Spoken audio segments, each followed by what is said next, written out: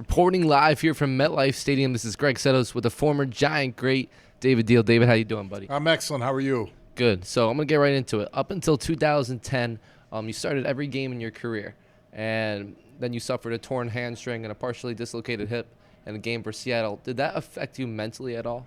I mean, yeah, it definitely affected me mentally. That was the first time in 120 straight games, that I ever got hurt, that I had to miss a start. So I think that was the part of one of the toughest things, because that was such a goal of mine to try to start every game of my career. Unfortunately, it didn't happen. But also it gave me a little bit of a motivating factor to sit back and appreciate, what I was doing, the job that I had at that time, and how fortunate I was to be surrounded by unbelievable people with the same common goal of mine, and that's to win football games and to win championships.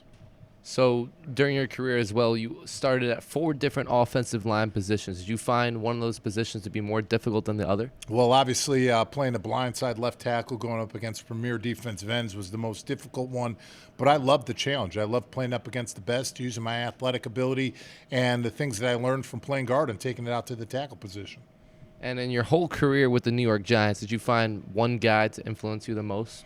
I would say Rich Soybert. He was one of the ones that when I was a rookie coming in, he took me under his wing, and I ended up starting next to him for 6 seasons. So for me, that brotherhood started early, and it was just an unbelievable guy. But I can say that about all the offensive linemen I played with.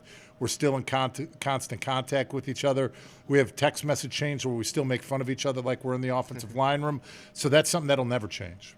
And before you had retired, did you know that you wanted to be a broadcaster? Did someone influence you to be a broadcaster? At that point, I did, because when I retired after the 2013 season, I already did 27 broadcasting interviews and internships at that time, just to get myself prepared and ready for the next challenge in my life. So I was ready and prepared for that, ready moving forward, and that's one of the main reasons why I was retired, because broadcasting in this part of my life brings out that same enthusiasm, that same energy, and that same love for the game of football as I did as a player.